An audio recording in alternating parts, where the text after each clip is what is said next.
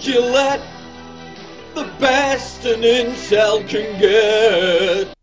Gillette released a commercial based on the premise that men need to be reminded not to be creepy, rapey perverts. Bullying. The Me Too movement against sexual Toxic harassment. masculinity. I watched the commercial, so you don't have to, and it was just one long excruciating exercise in droopy, corporate, Me Too, intersectional feminist drivel. It even featured far-left personality Anna Kasparian from the Young Turks. Yeah, I'm fucking better than you. They also made it clear that white men are particularly rapey. In fact, nearly all the bad guys are white, and nearly all the real men are, well, not white. In fact, throughout the whole commercial, 43 males exhibit undesirable behaviour, 42 of them are white, with just one black.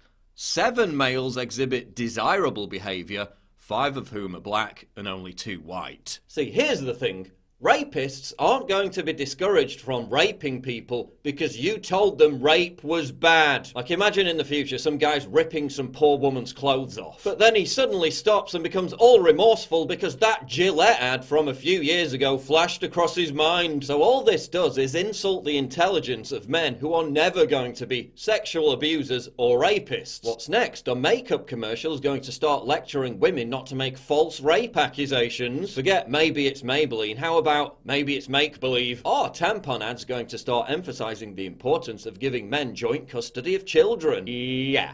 Don't hold your breath. The Gillette ad also decries boys being boys, discouraging rough and tumble play in an effort to reduce bullying and harassment, which is only going to have the effect of turning boys into pussies, increasing the chances they'll be bullied and harassed. You see, what you idiots call toxic masculinity, we men call surviving in the real fucking world. If you teach your boy to be a soft, crybaby, blubbering idiot, constantly obsessed with his feelings, he's gonna grow up to be a victim. He's gonna get the shit kicked out of him. While you're telling your kid to externalize his emotions, another dad is taking his kid to boxing and martial arts classes. In the long term, a society that emasculates its men will eventually be replaced by a society that doesn't. But in the short term, a society that implores men to behave more like women ensures that those men will vote more like women. You see the agenda here?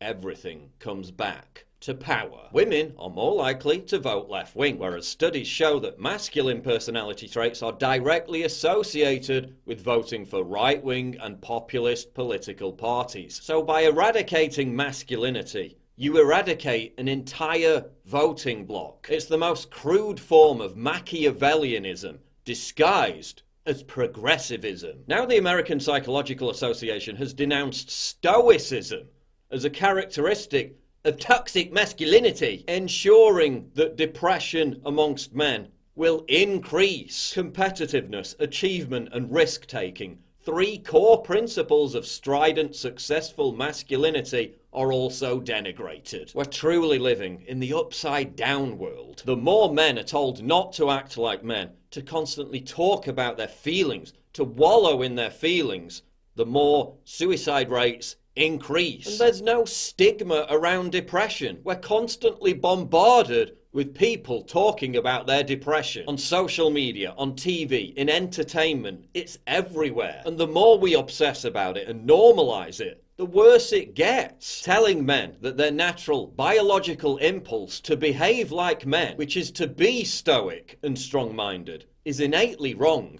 will only increase depression. It will also decrease their chances of finding a woman because women aren't attracted to pussies. This is number 1. Okay. This is number 2. Which one do you prefer? Number 2. Again, this will only increase male depression. We've already raised a generation of losers. Thanks to Me Too style indoctrination, nearly 25% of US millennial men think asking to buy a woman a drink is a form of sexual harassment. As philosopher Slavoj Žižek writes, if in the old days of heterosexual normativity, homosexuality was treated as illness, it is now masculinity itself, which is medicalized and turned into a sickness to be fought. David French strikes a similar tone, writing in his column, "The assault on traditional masculinity, while liberating to men who don't fit traditional norms, is itself harmful to the millions of young men who seek to be physically and mentally tough, to rise to challenges and demonstrate leadership under pressure. The assault on traditional masculinity is an assault on their very natures. Are boys disproportionately adventurous? Are they risk takers? Do they feel a need to be strong? Do they often by default reject stereotypically feminine characteristics? Yes, yes, yes, and yes. Toxic masculinity. 43% of boys are raised by single mothers. 78% of teachers are female. So close to 50% of boys have 100% feminine influence at home and 80% feminine influence at school. Toxic masculinity isn't the problem. The lack of masculinity is. But the corporate assault on masculinity is nothing new. For years, men in TV commercials have been portrayed as emasculated, bumbling, clueless idiots. It's just a burst pipe. I can fix it.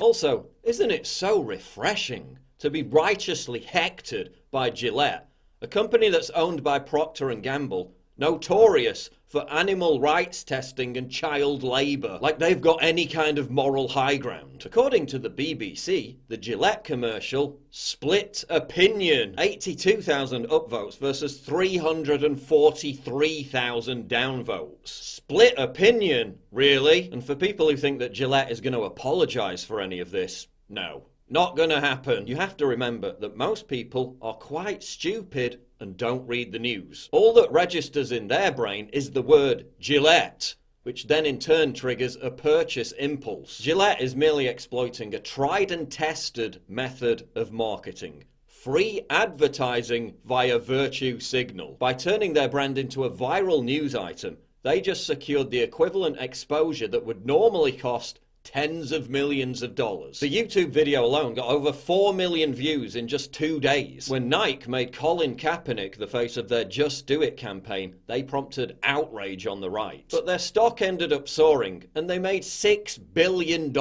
Again, free advertising via virtue signal.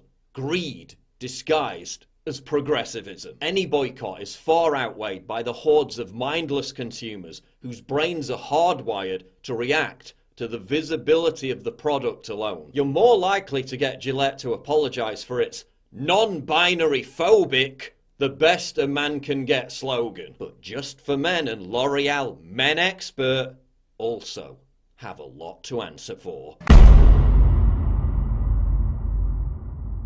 Please click the big red button to subscribe. It really helps me when you do that. And click the bell to allow notifications so you never miss a new video.